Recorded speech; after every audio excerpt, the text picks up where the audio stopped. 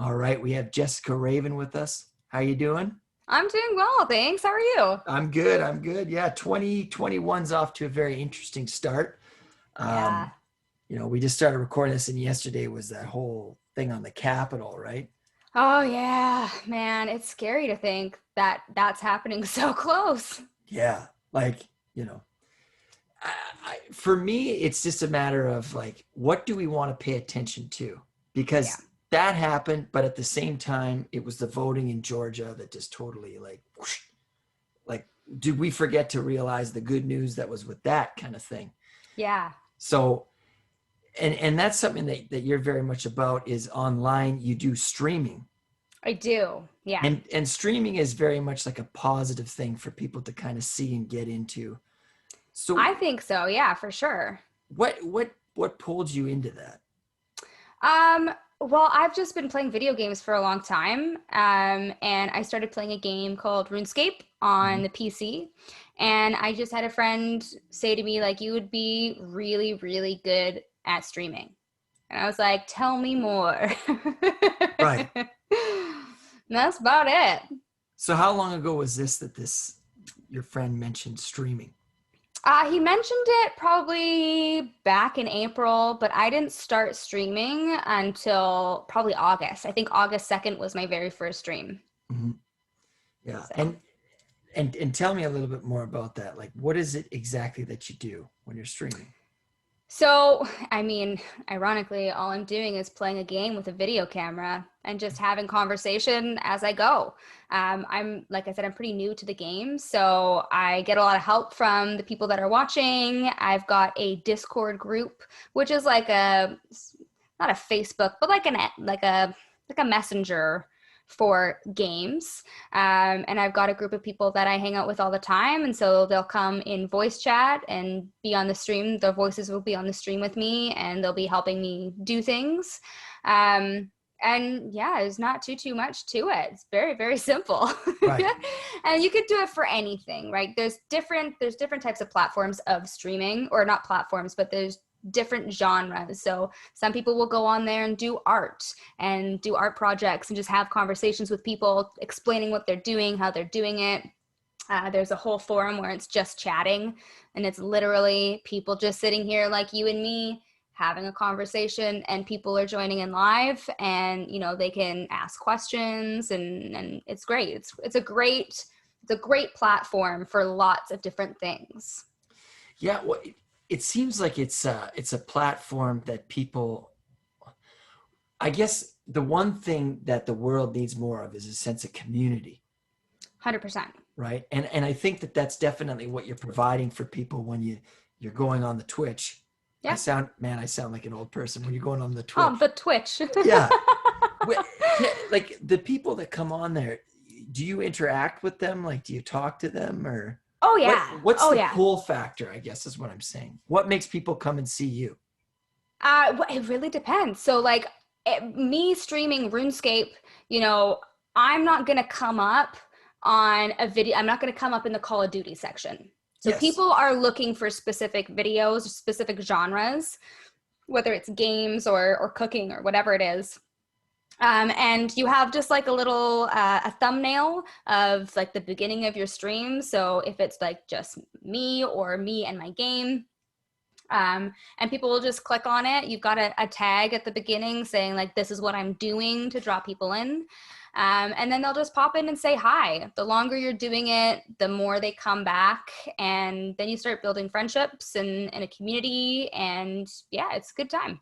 That's pretty cool. So, Mm-hmm. so what made you decide to do RuneScape instead of, say, like World of Warcraft or something like that?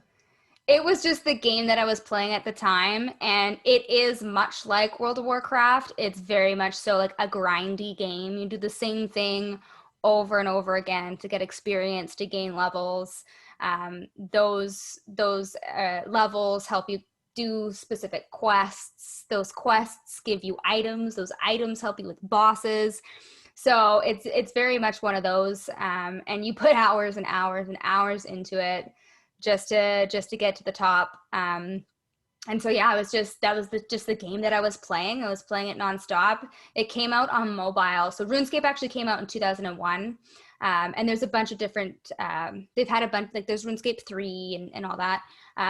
But RuneScape, old school RuneScape came out on mobile. And so that's how I started when the pandemic started and we went into isolation.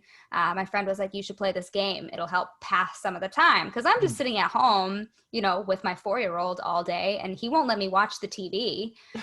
Now I sound like an old person.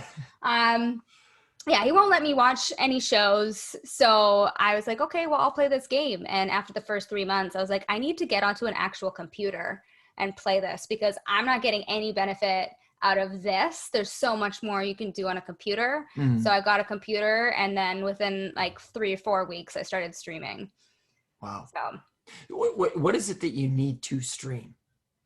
Honestly, not a lot. Some people don't even use a camera. I right now am using like a Logitech webcam, Blue Snowball microphone, and just basic Samsung earbuds for my phone. You just really need a computer. You do need a mic, but your computer also has a mic. There are some people that are just like bare minimum streamers, and then you can get like super high tech. Like a lot of times, or at my before I moved, I had like all of these lights put up on the wall to decorate, draw people in. And it's a fun way to, you know, keep interaction. So the longer somebody watches a stream, you accumulate points. Those points can be used for certain things like telling me to hydrate if I've been streaming for a long time, or a posture check. And one of the things I had was like to change the lights. But that's not for everybody. I personally use 2 monitors. So I have my computer screen that's hooked up to the computer, and then I have, with an HDMI cord, a second monitor set up. That way I can have my stream analytics and all that on one, and then my game on another. And I can just keep an eye on what my internet connection is doing and all that stuff. Okay, That's gotcha. pretty much it. And then how long is the average stream that you do? When I first started, I was only doing maybe 3-hour streams. So I'd start at, 8:30, do 3 hours, sign off. Now I'm like hitting like 6 or 7 hours sometimes less, but I'm just like so into this game. Right. And if I'm doing a boss and I haven't completed the thing that I want, I'm gonna keep going until I get it. And before you know it, it's 3 o'clock in the morning. Yeah. Oops, I gotta work in 4 hours. So this level of immersion, and like I look at the way social media is, and there's influencers and things like that, and the amount of work that they do. But it sounds like what it is that you're doing is very much natural. Like it's almost like, you'd be doing it anyways. Yeah, well, and that's sort of why I did it in the first place. Normally, I was just sitting there talking to my friends on our voice chat in Discord. And so now I just added a screen and I'm talking to random people. So I'm still doing the same thing that I was before. Right. Right. So when you were and I think that's kind of when this person had this idea, like, Jessica, you need to get on Twitch and do this because you guys are communicating through the Discord. Yeah. And you're having your banter or whatever, and someone's like, yeah, man, you got to get on there. So what was it about your banter that people are like, come on, you got to do? Yeah. It wasn't just my banter. It was like how big of a noob I am, like how terrible I actually am at this game. And like, I'm dyslexic. So reading has always been an issue for me. And it's just like, I can't pronounce the names of the places that I'm going, the armor that I'm wearing. And like, it's just funny that it's something that is like, oh my gosh, laughable because I'm this new person who's getting into the game for the first time. Most of the people who are playing are in my age category. Like they're about 21 to 32, really, like 10 years. And so a lot of these people have been playing since they were like 6 years old, 10 years old. And they've been doing it for a long time. They've watching the videos, they're listening to other people say the words. I'm not. So it's really funny for them. I screw up pretty much everything that I do. My name online is MsPistachio. Yeah. And one of the things that I say when I'm getting into something is watch Miss Piss screw up this. Like, let's go. How old are the people? Like, do you have any idea the demographics of the people watching you? They're about the same. When it comes to old school RuneScape, yeah, they're about the same. I don't run into very many people under the age of 21. Right. I mean, I think it's a great idea because how many people are streaming RuneScape versus how many people are streaming Call of Duty? That's the thing. It's a pretty small community. Mm-hmm. And because it's been around for so long, these are all people that have like I've been saying, like they play forever. If I'm looking at the like on a regular day, if I'm going in to watch somebody else's stream, and I click on the old school RuneScape category, there's probably only like 3,000 to 6,000 people streaming For RuneScape. for RuneScape. Whereas if there's like baking, you could have 33,000 people streaming. You could like Call of Duty could have 40,000 people streaming. Right. And those 40,000 people have 20, 50,000 people watching. Like it really depends on the person. So, and it's all over the world. It's not just in Canada. So I have more people from the States, Finland, New Zealand, Arizona, Australia, my bad. So you get them from all over the place. So the amount of people that could be watching you is in abundance. Yeah, because you're on the internet, right? You're open to the world. Yeah. Yeah. I mean, it kind of always blows my mind just how many people are doing this, who are doing streaming, right? Like how many people are doing these different things. And that's why, again, I think you've really kind of hit something here. You're marketing yourself to a really tight-knit community, RuneScape. Yeah. Right. And, I think that you're only going to go further from here kind of thing, right? I mean, I hope so. Yeah. Well, it sounds like you've grown quite a bit since August or March, I believe you said you started. August is when I started streaming. March is when I started playing. Right. Right. So what's the goal for you? Like, do you have goals when you do this or? My goal at this moment is to make partner. It's going to be the highest class I can get, and it's where I'm going to make the most money. So my goal is to get there this year, which is a great goal because I have a full year. But yeah, that's my goal. Right now I'm considered an affiliate, so I'm able to make money, but it's a shared profit with Twitch. Okay. So what is an affiliate or the next one? Sorry, affiliate's the next one, right? That's what you're going for. Affiliate is what I have right now. Right. There's only 3. So there's just a basic Twitch streamer. Then you hit affiliate, which means you can start getting subscriptions. And then you hit partner, which means you are receiving more money from your subscriptions and everything else instead of sharing that with Twitch. So for example, as an affiliate, I get 50% of all my subscriptions. Whereas as a partner, I'm going to receive 75% of my commissions or subscriptions, sorry. So I guess the other thing is what's the future of this? Because like you say, thousands of people are watching Twitch and then you have esports, right? Which is like taken over. Like that's huge in places like South Korea, but it's even becoming bigger, here. So what's sort of like, what do you see happening in the future in terms of watching, people play video games? Well, it really depends. So an average streamer really only has like 6 to 10 years. That's it. So that's their shelf life, and then pretty much. Yeah. So it really I'm not going to be able to just stream RuneScape for the rest of my life. Right. Some people find a lot of benefit in being like a variety streamer where they have multiple different games that they play. So they'll play, Call of Duty on Monday, they'll play RuneScape on Tuesday, they'll take a break on Wednesday, on Thursday they'll play Sims, I don't know. they'll do a cooking, like they're just a variety. Right. Some people will tune in on those specific days to watch those specific things, and some people will just tune in because they like the people. Mm. So I may stream RuneScape for another year or two, and then I may switch it up and start incorporating another game, and then slowly transfer over to my main streams being that, because you have to keep in mind too, right now my community is strictly RuneScape. Right. I don't get anybody else. So if I just start playing Call of Duty and that's my new game, or start playing World of Warcraft and that's my new game, I'm not going to have the same community unless they're coming to see me. They're not going to have as much fun on a game that they know nothing about or they're not interested in. And the banter isn't the same because we're talking about different things that they can't relate to.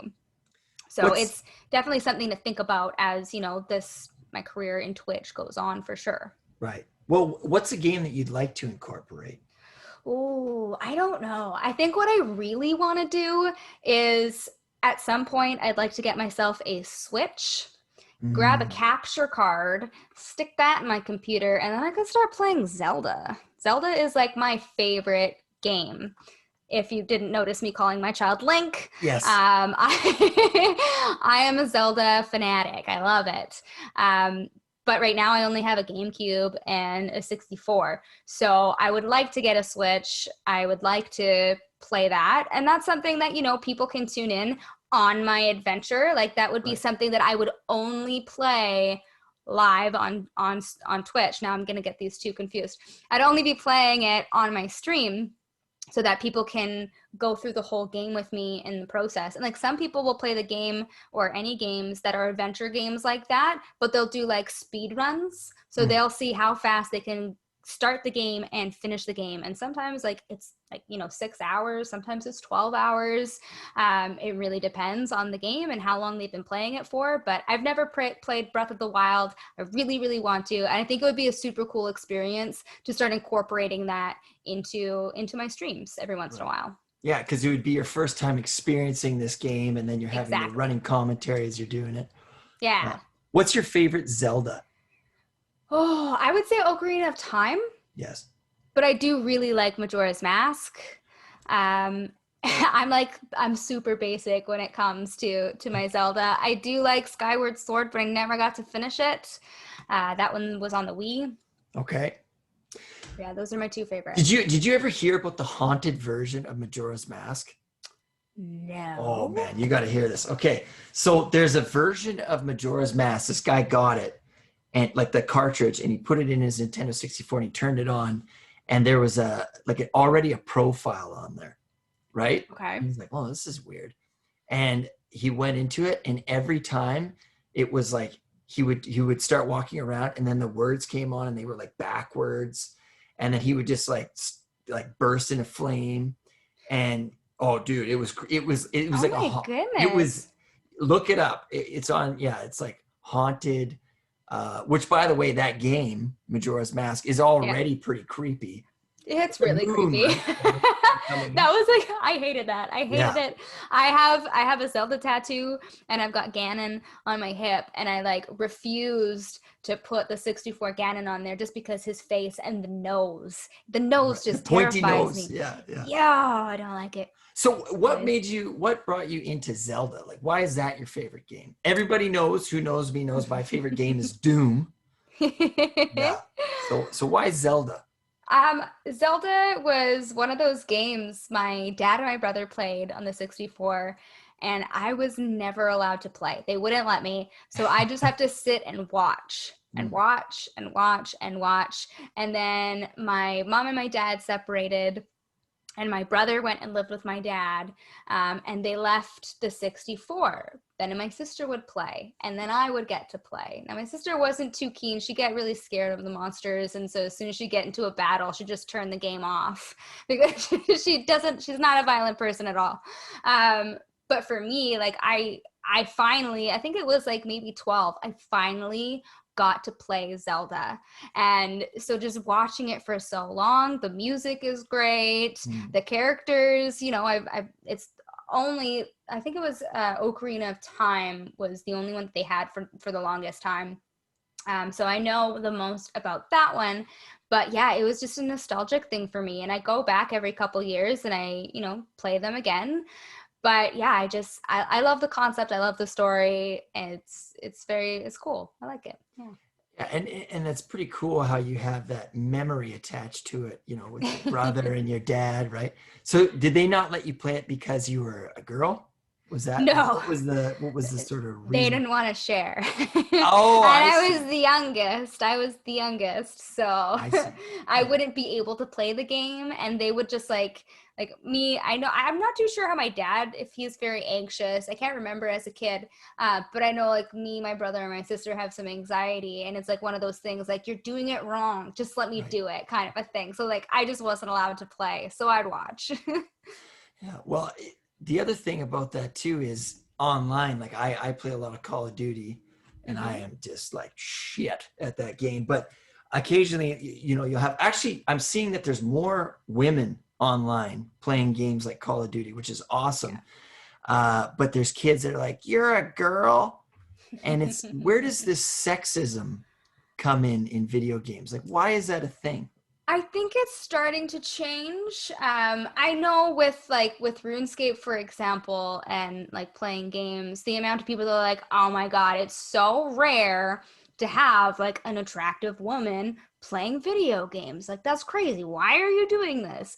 And I don't know what it is, but just guys don't think girls can play. And like, granted, I'm crap at every single game. Like, I'm not good, but I have fun doing it. Like, I don't really care. It's a game, Right. right? Like, it's not like, you know, this game right here is my career and like I have to be good at it or I'm gonna get fired. Like, no, I'm Yeah. just playing. I'm just having a good time. And I think like recently, at least with being in isolation, there's not a whole lot for us to do. What do you think? We're just gonna sit there and paint our nails? Right. Play some games. Yeah. So is that what you're attributing to more women getting into video games is because of, looking for hobbies? I think so. I Yeah. mean, like us women have been playing for Of generations, course. but but I do think that there's a big flux recently as just like needing a new hobby, and like it is a good way to connect with people since we can't go and see everybody. So even playing PlayStation, like I've got a good group of friends. They're my PlayStation boys, and I go on and we'll play Fortnite and Call of Duty and whatever, and it's our time to like just sit and shoot the shit because we Right. can't, go out to a bar and hang out anymore, really. Yeah, that's actually a really good point, that I never thought about. But in the absence of sort of being able to go out and do things online is, again, that's where our community is, right? Like, Yeah, let's play Fortnite. I mean, I can't stand that game. I'm neither terrible can at it. I. But I have a friend. He's got a 4-year-old, and I stopped playing Fortnite the day that 4-year-old started kicking my butt. I couldn't. I yeah, know I'm not good at the game, but I'm definitely better than a yeah, 4-year-old. yeah. You're putting me to shame right now. Yeah. Yeah, Another really cool game is for community. Have you heard of Animal Crossing? I have. I haven't played it myself, but I know a lot of people that do. Yeah. Well, Jen, my wife, she started playing that game, and man, she loves it. Well, she loved it, but she I think she played a little bit too much. So she's like, okay, I need to do something else here. Yeah. But that's a cool game Burnt because you out. could go to other people's islands, and you're not just like beating the piss out of them. You're like doing things. Yeah. So I think, yeah, for me, video games as a counselor, there's a lot of good in them. But I do Mhm. think that there's certain games like, GTA, like for example, Link, Mhm. that's not an appropriate game for your son, No. right? But a game like Animal Crossing, that's an appropriate game. Yeah. But I hear kids when I'm working with them, they're like, yeah, I play GTA. And it's like, how do your parents, like, how do they not know? You know what I Yeah, mean? Like, it's I remember thinking that it was the funniest thing, like, oh, I could just beat up this prostitute. And yes, then like yeah, and then as you're bang her like and getting take all her older, money. Yeah, right? yeah. And then you're like, what is this? Like, why am I playing this? Especially as the graphics get better, Yeah. like I Yeah. love video games, but as the like and again, I talk about this all the time. I love Doom, Yeah. and I played it when I was like 4 or 5, like Geez.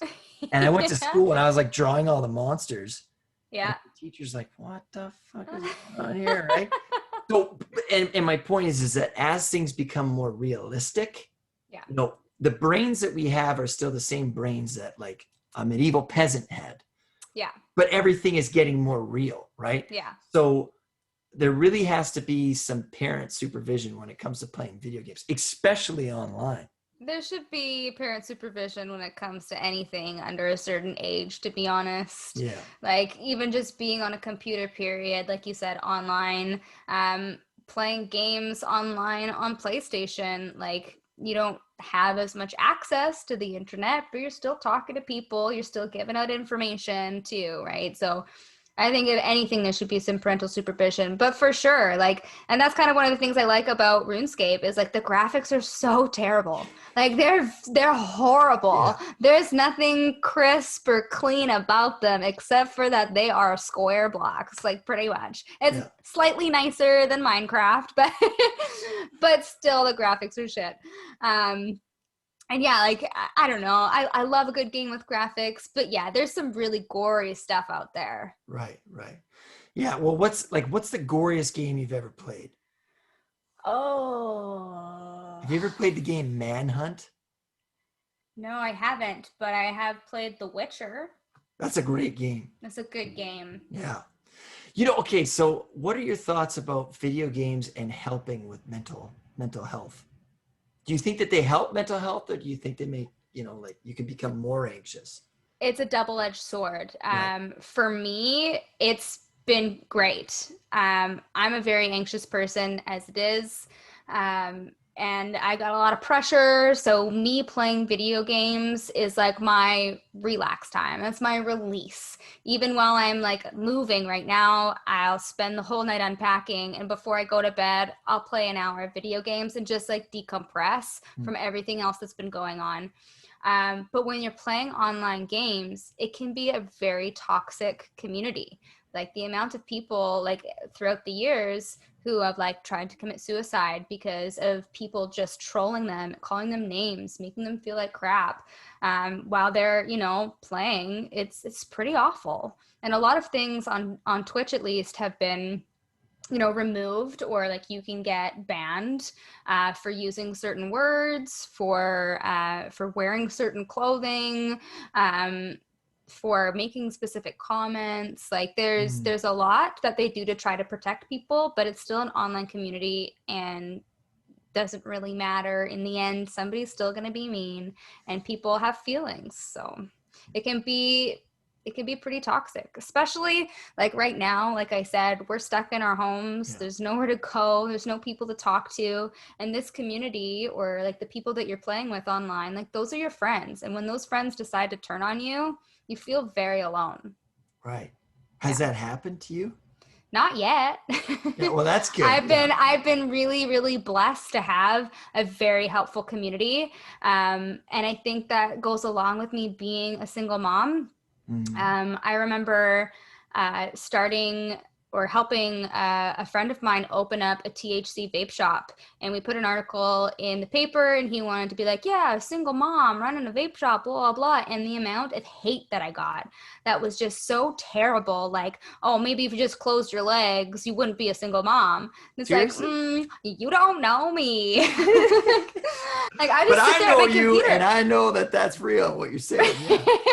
Don't fuck with Jessica. I'd sit there on the computer and I'd read these comments. I'm like, why? Like, why Canada Post? Why are you doing this to me? Or not Canada Post. Yeah. But anyways, but yeah, it was just like one of those things. And I was like, can I handle this online where this is happening live? And I've been so blessed to not have any of those experiences. Like I've had a couple of people come in and say some really weird things, but now that I'm comfortable with what is going on, like if it would have happened on my first stream and somebody had like said something super weird or super hurtful, I would have been like, oh, I don't want to do this anymore. I'm not doing this. Yeah. But now I'm comfortable, and you know, I've got people in my chat that as soon as somebody says something negative, they're like quick to light it up and be like, get this guy out of here. I've got moderators. Moderators are friends of mine who can keep an eye on the chat, so I don't have to worry about trying to ban somebody or mute somebody or do any of that. They'll just do it for me.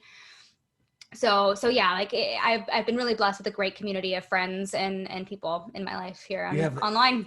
You have like a team with your moderators and stuff I like that. do, yeah. What's the weirdest thing somebody said? That they wanted to drink my period blood. Jesus. Like, right? There's some weird people out there. And I How do you know even they were come just up with that? Yeah, I know they were just doing it for a reaction. Of course. Like that's a lot of the time that's what they're doing. Like that's what anybody ever really does. Do right? You know what I mean? Like, yeah. Yeah. That's why I'm here. I just believe that I should have my own reality show. So instead, I'm doing this. Yeah, so there's sometimes people will just make a whole bunch of accounts and do like crazy names, like Barry _ McCocketer. Yeah, clever. Very clever. Yeah, but then you read it out. It's a great one. It's one of my favorites. But yeah, like it'll pop up on the screen, and as like a streamer, you want to acknowledge the people that are following you, acknowledge when they're subscribing, or they're giving you cheers. Exactly. Yep. So it's like, thanks, Barry McCocketer. I appreciate the follow. So a lot of times they'll do it just to hear you say it, and then they can clip it. Now I have the power to delete it afterwards, but yeah, they'll like make clips of my video of things that they think are funny, things that they think people should see. And so they're just goofing crazy. On you pretty much. They're just goofing. Yeah. I enjoy a good laugh though, and like somebody had said to me like, oh, you must be pretty funny if like you're streaming. And I was like, well, they're either laughing at me or they're laughing with me, but 90% of the time I'm laughing at myself. So yeah. You know, I've said this before, but life is like way too short to be doing shit you don't want to be doing. 100%. Right? So 100%. Even if people are laughing at you because you're a fucking stage clown, but you enjoy being a stage clown, really the More joke's power on to you. Exactly. The joke's on them. Right? Yeah. So I mean, I think it's awesome that, you know, not only that you're doing what you want to do, but I'm sure it's kind of empowering you, you know? It is. And your son is seeing that. Right? Yeah. He gets there's quite a few times where like I'll be putting him to bed and he'd be like, are you doing a show tonight? And like now I always have to say no, because if he knows that I'm doing a show, like he wants to come out and he wants to talk to people. He wants to put on my headset. Oh, that's cool. Yeah. I mean, one time it was pretty funny. He had gone to the washroom and like, I'm live on stream. I'm not going to pause the stream. Like, okay, go to the washroom, go to bed. It's all good. So he went to the washroom, came back. Then he wanted some water. And like, now we've got bets going. How many times is Link going to get out of his bed? How long is it going to take him for it to actually go to sleep? And he came by one time and he just sat here and then he walked away. And I turned around and I was like, what are you doing, man? He's like, nothing. I'm like, and like, as I turned my head, I just like had this waft of like fart. And I was like, did you just poop your pants? And he's like, no. I'm like, did you fart? He's like, yeah, I tooted. Excuse me. I'm like, what are you doing? I'm streaming here. He's just trying to do a cameo. Pretty much. So like I know he did it on purpose. Yeah, of course. He's 4.5, but he's not dumb. Well, he thought he was pretty hilarious. You know he thought it was so funny. Yeah. Can you oh, sorry, go ahead. No. He enjoys the fact that that's something new that's come into our lives. Yeah. Well, I think that that's kind of cool for fans. Like when I would watch shows as a kid, I don't really watch TV that much anymore, but something like Viva La Bam. I love that show. Do you remember that show? Yeah. And I felt like I was part of what was going on in that guy's life, in Bam Margera's life. Although I wasn't. That show was totally staged, obviously. But it was just, and maybe with your Twitch, when you're streaming, is people feel like they're part of, you know, something bigger, right? Yeah, we're a community. These are my friends. Exactly. They know me. And it's funny that like I start off as like MsPistachio and like this is my nut house. Like I love it. Let's go. But the longer people have been, you know, following me, then they know my name. My name is Jessika. Right. And they learn little things about me so that they can have other conversations and be like, oh, I know her better. Like, Yes. so Yeah. it's Yeah. pretty cool. And I mean, the fact that I have like a kid and I am a single mom, it brings me into a whole separate demographic. Not just that I'm a noob, not just that I'm playing Runescape, Yes. not just that I'm a girl, but now I'm also a single mom. So there's support here, there's support there. Like in each category that I'm in, I'm getting people that are supportive in those specific reasons. That's why they're here. Like, oh, I'm a single mom too. I'm going to support you and I'm going to support this girl and it's going to be great. Now we have more followers. Now we have more subscribers for this one reason alone.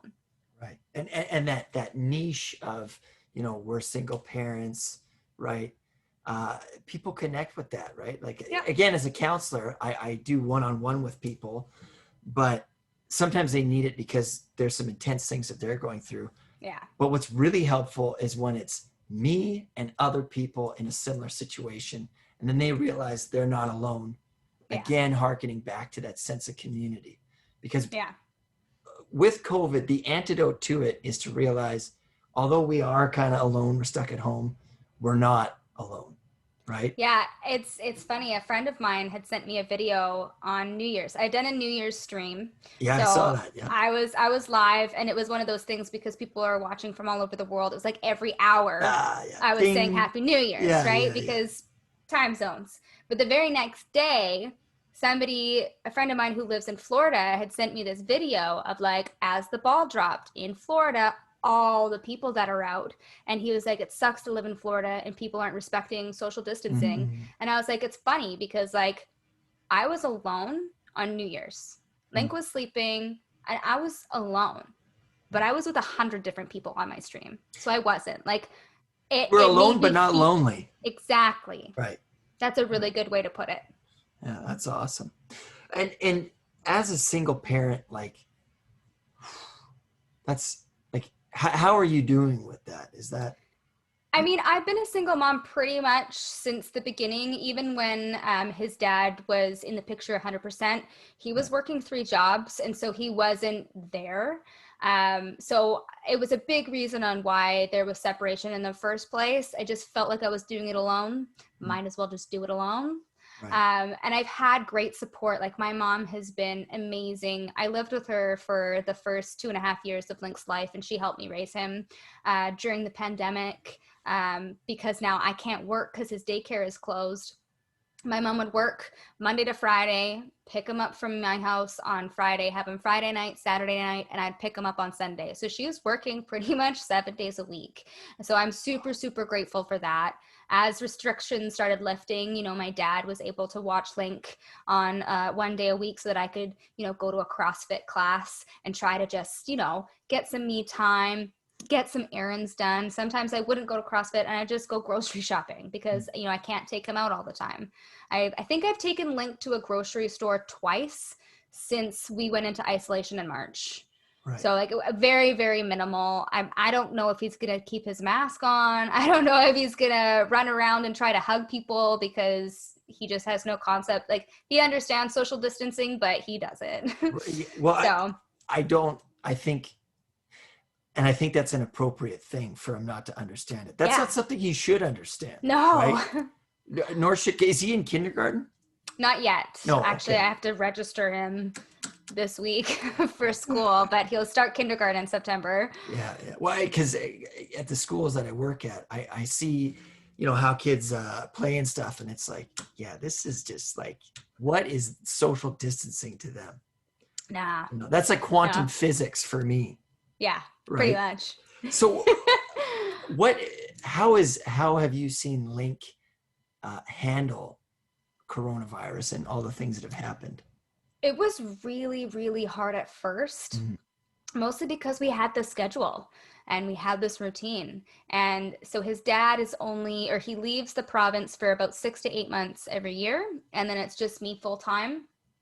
And right when lockdown happened was also when his dad left for season. So he went to the States and he went to Texas and they didn't get their stay-at-home order until June. And so the last time we saw him was March, and then he didn't come home. He didn't come home until October, end of October. So for him, he went from going to daycare, seeing his dad, seeing grandma all the time, doing all of these fun different things. Now you can't go to parks. We can't go see our friends at daycare. You know, you're not having naps anymore, because he'd nap at daycare, but at home, that was a no-go. So it was really, really, really tough the first couple of months. Like the first 2 months were like I have a whole new respect for stay-at-home moms. Let me just say, like amazing, amazing work, because I wanted to blow my own brain off. I'm not working anymore either, man. Yeah. So like it was a whole nother thing. So we adjusted together. In the last month of isolation, I decided every other day we'd go for a 2-hour drive, and that's when he would nap, and then it would be a little bit more sane, and then daycare opened, and that was probably the best thing for him. Yeah. It started off with small interactions. So they only had 5 kids. Now they're back to their full class of, I believe it's 27. Oh, that's a big daycare. And that's just one class. Yeah, there's 2 classes, and then there's a whole separate daycare for kids that are like 0 to 3. It's a whole like hockey program and everything. It's great. It's the best daycare. I don't want him to go to kindergarten. I just want him to stay at this daycare. But I remember the teachers there, because it's a full educational, pre-educational daycare. And they had come to me one day. He's maybe like week 3 or week 4 of him being back. And they're like, I'm really sorry, but we're going to be starting curriculum again next week. And I'm like, oh, cool. Like, that's awesome. And they're like, oh, you like, Lincoln was really upset. I'm like, what do you mean? He's like, well, he's been coming to us every day. And it's like, you're not teaching me anything. I want to learn something. Teach me something. I want to do circle time. Yeah. And they're like, okay. Like, he put in complaints. Like, I'm not, like, what am I doing here? If you're not teaching me, why am I here? Yes. So I was like, all right, well, cool. So like, yeah, I've seen a huge amount of growth in him since he's been back. But the first couple months was hard. It was really hard for him. Well, one thing that like I'm so thankful for my daughter is everything that she's taught me, you know, like who I once was and who I am today. I have nothing but reverence for that kid, man. Oh yeah. Yeah. And she's very patient with me, because like I'm, you know, as you know, I'm a bit of a thick head here, right? What's the greatest thing that Link has taught you so far, being a single parent? What real love is. Like we all have our 5 love languages. And I read the 5 love languages of children, and I didn't know that they need all 5. They're still learning about life. So you got to give them all 5, and then they'll choose eventually. And I've learned that like my son's love language is words of affirmation, and quality time, and how important that is. And I'll be, even if I'm like on the computer doing something and he's at the opposite end of the house watching a show, doing a teddy bear stand on the couch, I'll be like, Mom. I'm like, yes. I'm like, I love you. I'm like, love you too, bud. Like like as often as possible. Like he's so loving and he's so sweet. And it's like, man, like where are all those guys my age? Like, come on. Not that I need a baby daddy, but like this just the sweetest kid. So yeah, love. I've learned to love a lot harder, spending a lot more time with him, and as he's growing, and like it's crazy. You forget how the simplest things can be so exciting. Dude, we over fucking complicate our lives. Oh yeah. Right? 100%. In the pursuit of bullshit. Right? Like, well, what is this? And you're right. That's what my daughter has taught me. What are the other? So there's words of affirmation, quality time, physical touch, gifts, and apparently it's not one of mine. I can't remember what the 5th one is. I gotta look that up. Yeah, it's a really good book. And if anybody is listening that's interested, like me being a single mom, a lot of the book is about like, you know, raising a child with somebody, but there's also a couple chapters on like being a single parent. easier for a child to receive love in different ways from different people, like a mom and a dad, when they love differently and they receive love Right. differently. Whereas where you're a single parent, like, it doesn't matter. You got to do these things, and it's all on you, depending on how involved the other parent is. Yes. So yeah, I learned a lot from that book, and it was a really, really good read.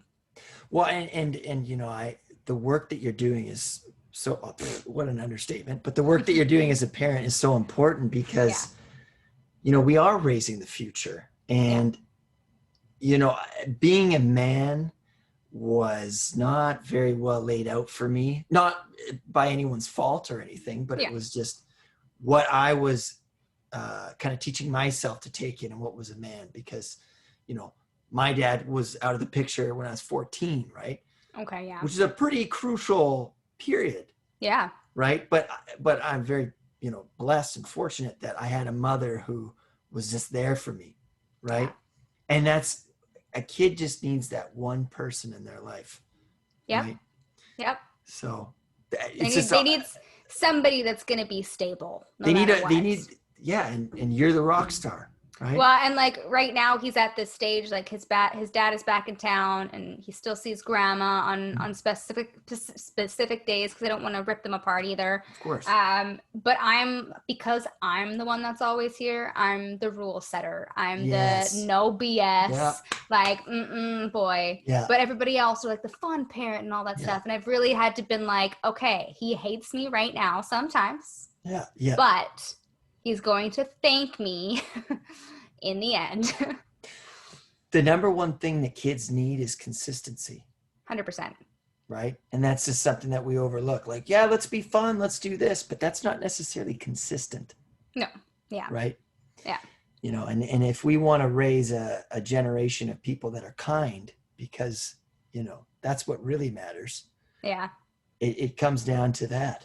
Yeah. Right? To parents that are there. So, you know, I appreciate everything that you're doing. Now, thanks. For those that want to check out your stream, how do we find you? You know, it's 12 o'clock at night. I want to check out Jessika Raven, killing it on RuneScape. How do I do that? So you can go to Twitch and you can type in MsPistachio, or you can go to twitch.tv/MsPistachio. That'll bring you right up to my page. Mm-hmm. You can also follow me on Instagram or on Twitter. I'm MsPistachio there as well. Awesome. Yeah. And what advice do you have to people who are thinking about starting a stream themselves? Just do it. Oh, just yeah. Do it. You're thinking about it, just do it. If you don't like it, stop. It's easy. It's so simple. Put that on a t-shirt, man. Sell it for $1 billion. Yeah, just do it. Give it a go. Awesome. Yeah. Well, Jessika, thank you so much. I have to go pick up my daughter now from daycare before I'm a bad parent. So. Well, thank you so much for having me on. It was a great conversation. My pleasure. We'll have you on again real soon. Sounds good. I'm looking forward to it. All right. Take care. See you later.